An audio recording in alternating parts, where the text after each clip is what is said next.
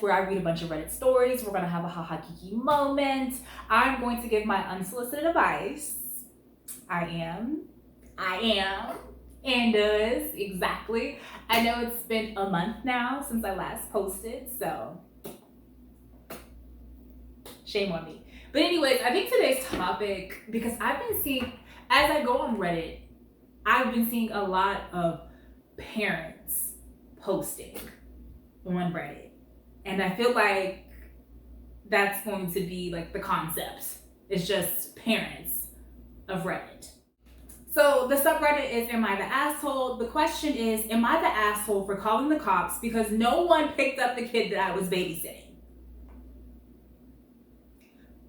So, getting into it, my boyfriend and I took his ex's kid for a last minute overnight stay since the father of the kid canceled on her. The way, when I first looked at the story, I kid you not, I had to read that first sentence like 4 or 5 times just to make sure that I was mentally processing what was being told to me. Because baby, the way I did a double take, like, what do you mean my boyfriend and I took his ex's kids? Kid. Singular, not plural. Kid. Why am I looking after your ex's kid? That's the question that came to my mind. Why am I looking after your ex's kid? Because ain't no way. Ain't no way. I think I have a big heart, but clearly it's not that big, because I'll be damned if I'm sitting up there in my own home watching my ex's kids. My ex's kid. Because that's not my boyfriend's kid. Are you picking up what I'm putting down? That's not my boyfriend's kid. I have no attachment to you. That child has no attachment to me. Why am I watching this kid? Right? Okay. My boyfriend and I took his ex's kid for a last minute overnight stay since the father of the kid canceled on her. She had plans with her friends for the night and we were busy, so we took him overnight when the baby daddy bailed on her. We told her we had brunch reservations in the morning at 11. And while we were happy to help, she needed to pick him up by 9 a.m. She knew this and agreed when she dropped him off. Well, next morning, it's 9 a.m. and there she isn't here yet. We text and call her with no answer. 10 a.m. rolls around and we're trying to call her again and again. She picks up in a very groggy voice and tells us she got the worst hangover and she won't be picking him up until 2 p.m. We remind her of our brunch reservations and she tells us to take him with us. See, pause on the phone. Pause on the phone. The kid is 2 years old. It's not enjoyable to take a child this age out to eat. My boyfriend cancels our reservations and gets ready to have this kid until she decides to pick him up. I am furious at this point. This is not my child, nor my boyfriend's child. So why the hell are you watching this child? Anywho, I call her and tell her if she is not here by noon, I will be calling the police to collect her child. She only lives 15 minutes away. She calls me a bitch. I then told her she had 30 minutes to come get him. I waited an hour and there was zero sign of her. We couldn't drop the child off to her since she lives in an apartment complex that you need to have an access to get in. So I called the cops and told them that I was babysitting and I don't know where his parents are. They were supposed to be here 2 hours ago. They basically treated it as they would a lost child. They took him down to the station. Little Miss finally rolls up at 3 p.m. and gets belligerent when she discovers I had actually called the cops and gave her child to them. She calls me all sorts of wonderful names and storms down to the police station. Ultimately, is she the asshole here? No, she's definitely not the asshole. I personally, I can't get into this whole particular situation. As she stated in the as she stated in the post, it's not my child, nor is it my boyfriend's child. I can't wrap my brain around this whole particular situation. It just doesn't suit well with me. And the fact that the ex-girlfriend is so blatantly disrespectful, it's like, why is this girl still in our life? Meaning her and her boyfriend. Why is she still relevant in our life? I do have to commend her though for actually calling the police. Because I know if I were to be put in that situation, I don't think I would want to call the cops and have the child, you know what I'm trying to say? Like if I was babysitting the kid, say I was, but I wouldn't. But say in that moment in time that I was. Say I was babysitting the child and then the girl messed me up on my reservations and then she said she wasn't going to be there till 2. I don't think that I would have the heart to physically pick up the phone and call the police and make this a bigger deal. It's a big deal, but I just don't think I personally could do that. Especially because the police had to take the 2-year-old to the police station. And it's clear that they watched this baby a lot of times. I don't know.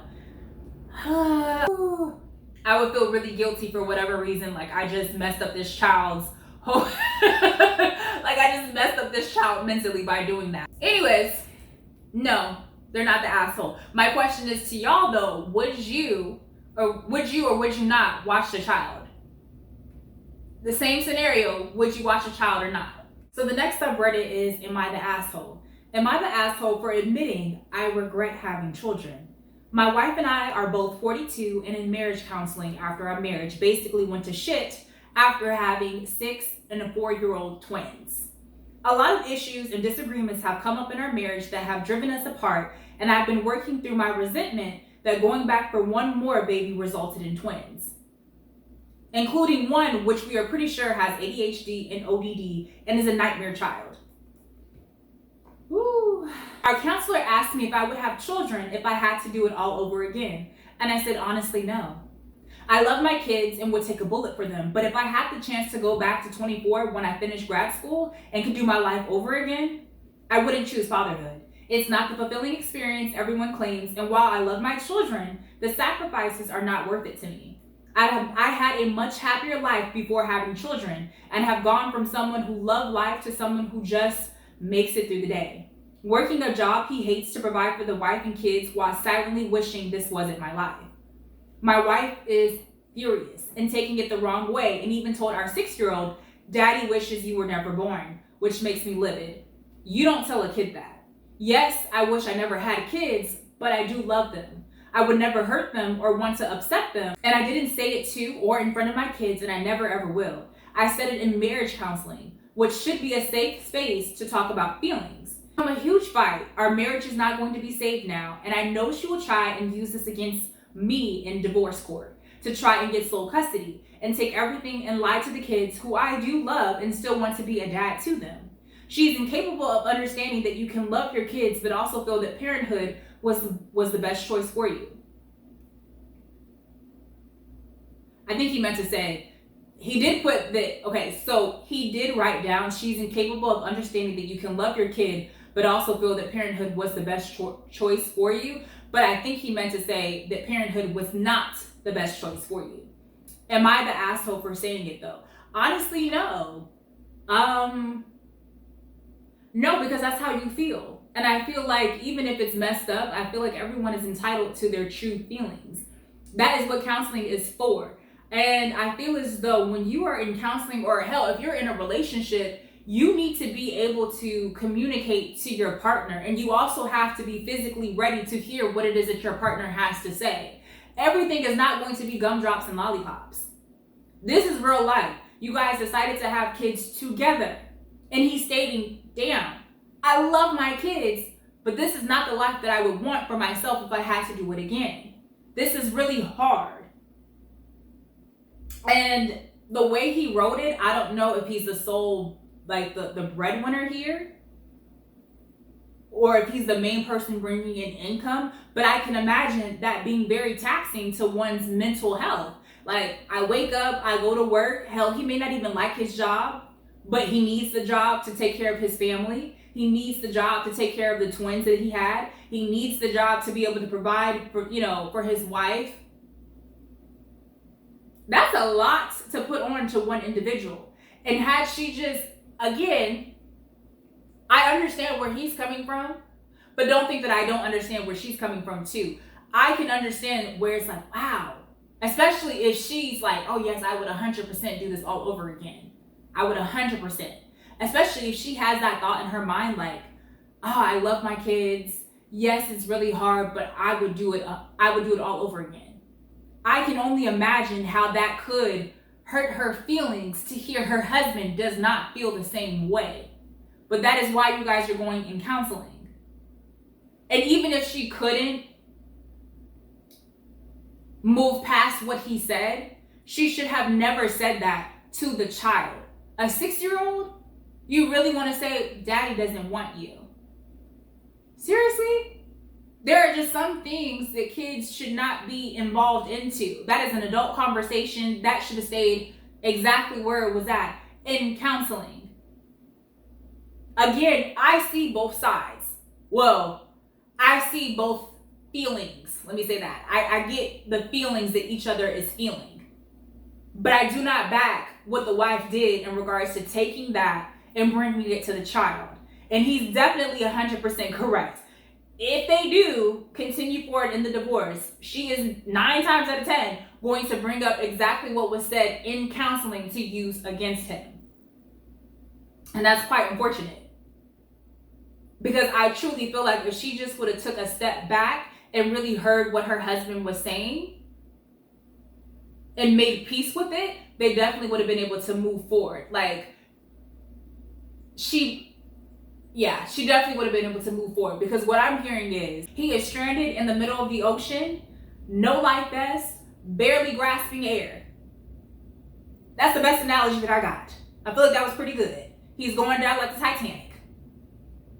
And he needs help. So she should have took that and be like, damn, like, how can I make this easier for my husband? If she's a stay-at-home mom, what can I do, for the kids to, I don't know, not be little terrors? Because he said that one of the children was terrors. Okay, how can I work out, with my children to keep him or her calm, to help my husband out? What more can I be doing at home so when my husband comes home, he doesn't feel like the world is coming down on him? I truly feel like home should be peace. And what this is sounding like for the husband is, it's not peace to him. It sounds like he goes to work, he works his 9 to 5, he goes home, and it still feels like work. He's working his 9 to 5 at home. It sounds like he has built this cage for himself that he feels that he is trapped into. And so when the counselor asked him, would you do this all over again? He said no. Yes, it hurts, but I think the better solution here is, damn, as a wife, what can I do to support my husband? Because right now it just sounds like he is giving and nothing is coming back. It's just, he's giving. He's constantly giving. So let me know what y'all think. Do I think he's the asshole? No. Do I understand the wife? Yeah. Everyone is entitled to their feelings. It's just important on how you react to them. Before I move on, there's actually an update. He actually went on to go and explain what he meant by him resenting having kids. So, to address a couple of things, I have 3 kids, not 4. 1 child is 6 and 2 are 4. When I say I resent having twins, I'm not saying it's my wife's fault, but 3 children is more than we bargained for. And I need to pick up a lot of overtime. I need to pick up a lot of overtime that I would not have had to pick up if we just had 2 kids. And that is what I resent.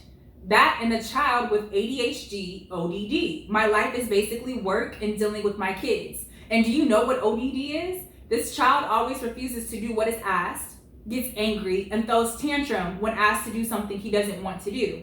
Hits and kicks others, deliberately annoys and hurts others, is extremely spiteful, screams and kicks me constantly, always, all day, every day. It's exhausting and it is hell.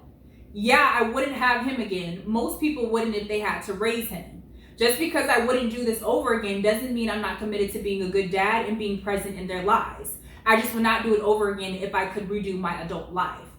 My first kid was not born at 24. I just said that because if I could do my whole post-university life differently, I would change some other things too, mainly career. And to be honest, after all this, I regret marrying my wife, which is why I said it that way. Regarding calling the ADHD, ODD twin a nightmare, go Google what that means. It's very difficult to manage, and he has been kicked out of 3 daycare places because they could not handle him, and my parents even refused to babysit him. We never get a break from home, and no one can handle him. Back to what I said, this man is stranded out there in the ocean, no life vest. Period. I think it is a fair statement for everything that he's feeling. I feel like this man is basically, again, barely grasping air. He is drowning. And everyone is watching him drowning. His own parents are like, I do not want to watch your child. Do you know? Oh my God. At this point, the wife, she is taking this very personally. I can understand. I get her feelings, but she took it way too personally. If she were to just put herself out of that, what am I trying to say? If she could just take herself and put herself in the mindset of the outside looking in to see where her husband is coming from, I promise you, she would understand why he felt the way that he felt. That is a lot to take on. That is a lot to take on. I commend him for doing his best. And honestly, that's all that you can do. When it comes down to being a parent, to, taking care of your children, just do your best. Show up for them. You got to show up for them every single day. And that is what he's doing. But he is admitting he's being truthful to his feelings. If he could do it all over again, he would not do it all over again. He's saying his kid is a lot of work. His own parents don't want to watch his child. His child is 4 and has been kicked out of 3 different daycares. He has to pick up get overtime so he can pay for all these mouths. And he literally said at the very end, I can't catch a break. As the wife, she should be like, what can I do to help my husband? What can I do to make sure this is smooth sailing? What can I do to take a load off of him? And the only thing she did, y'all go to counseling, and he shares a little bit of truth to you in that moment in time. Take it, you run with it, and you throw it back in his face. Not only do you throw it back in his face, but you also tell the child what it is that what it is that the father said. That was not their business. And so, yeah, after everything was said and done, I would be looking at her completely different too. Like, damn, why did I marry you? Why? You're nasty. You are a nasty individual. I was listening to a podcast and it was about relationships, particularly how women are in relationships, how we always say, oh, we want our partners to be 100%. We want our partners just to basically tell us what it is, tell it what it's not, right? And when our partners tell us how they feel in that moment, we take it so personally that we end up messing up communication. And we shut down our partners. And so now they don't feel comfortable to come back to us and tell us how it is they really feel. They say, how can I love you if you're not being 100% with me? But then how can the man feel comfortable telling me all these things if when I am being 100%, I take it the wrong way and I flip out and I'm now making this not a safe place? And so that's always going to move with me in all of my relationships, because I know I have messed up in the past. I have messed up by not giving my partner that safe space and flipping out. I recognize that in myself. And I see that in this lady here. She messed up his safe space. So the next subreddit is still the same subreddit. It's Am I the Asshole? Am I the asshole for telling my husband that I won't punish my daughter for speaking another language in the house because it upsets his son? So anyways, this is a shitty situation, but here we go. Me and my daughter, Anya, are from India. Our native language is Hindi. She's 11 years old now. Her father died when she was 5, and I immigrated to the States because everyone was trying to get me remarried to a 6-year-old sleazebag because, oh no, however will a woman live or raise a child alone? I started dating my now husband when Anya was 6. He had a 5-year-old son, Ben, 50% custody. Me, Anya, Ben, husband, and Ben's mom get along really well. The kids were very well adjusted and they were genuinely happy when we got married. Whenever tensions arose, we dealt with them patiently. Let's just say after walking through the minefield of Indian family drama, diffusing these toy bombs were very easy. Anya has a habit of talking in Hindi whenever she gets really excited. Sometimes while talking to me, she starts talking in Hindi without even realizing it. This wasn't a problem. If she does that while others are around, I would remind her and she would revert back to English. A few months ago, Ben's mother passed away and he came to live with us full time. He has a room already and we put Ben into therapy immediately. A week ago, Ben walked in when me and Anya were cooking and we were both talking in Hindi.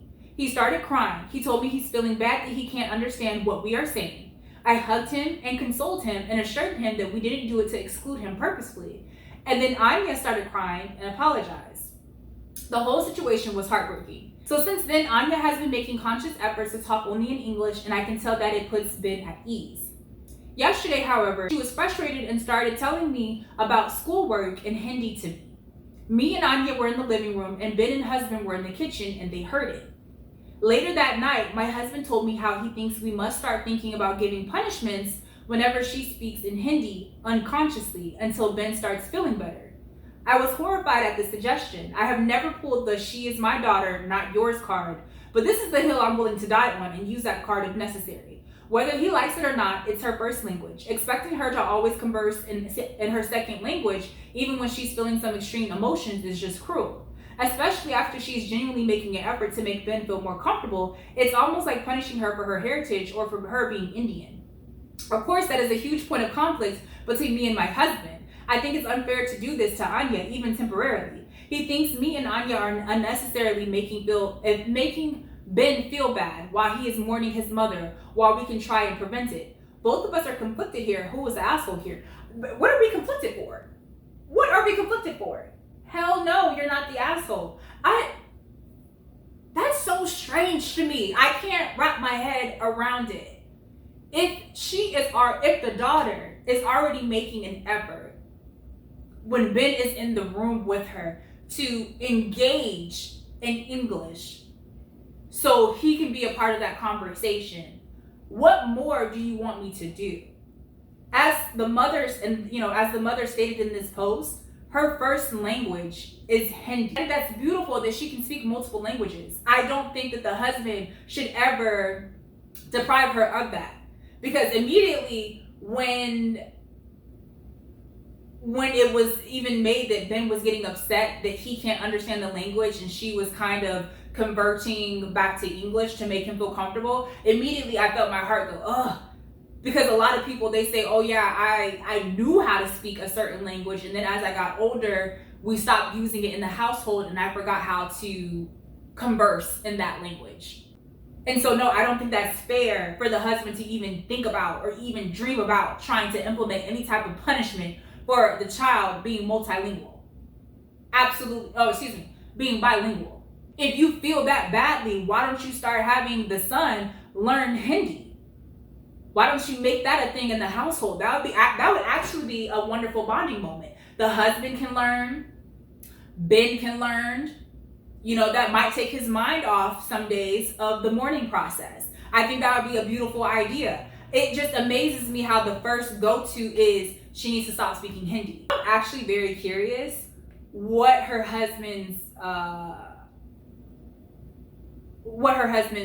race is of her husband. I'm actually very curious.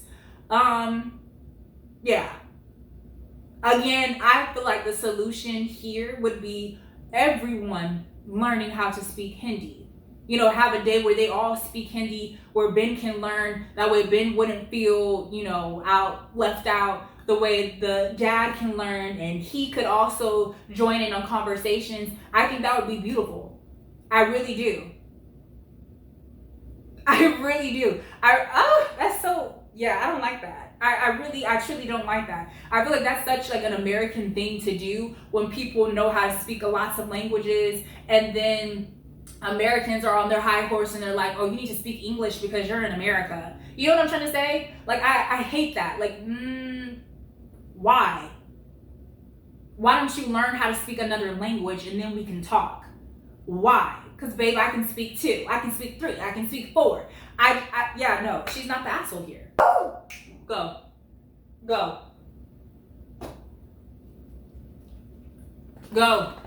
Not there, go in the room. And see, someone in the comments said exactly what it was that I was trying to say. They said, OP, I would also make sure to give Anya an environment where she can speak Hindi freely. And that's actually really smart. So she can, she doesn't have to hold back. She doesn't have to worry about making someone feel uncomfortable. She doesn't have to worry about the dad trying to implement punishment. Yeah, I think that would be really, really dope. A place where she can speak Hindi freely. Many of my friends who are either immigrants or children of immigrants have lost their ability to speak their parents' tongue because they didn't have anywhere to practice it growing up. They all regret it as adults. Speaking Hindi is not only an invaluable life skill for your daughter, but also an important connection to her heritage. And she shouldn't be robbed of it just because it makes someone else uncomfortable. Yes, they said it best. So I 100% agree. Definitely. Because I feel like the mom, if she does even entertain the husband's thought or limits her from being able to speak her language, she is going to grow up and regret it. Because she knew she played a factor in her child's life for not being able to speak it anymore or fluently. So no, I don't think that you're the asshole, and I think you should stand firm. And I think you should also be an advocate for your daughter at the very least, where she can find a place where she can speak it freely, or have something where you guys can all learn and speak it in the household. Let me know what y'all think in the comments.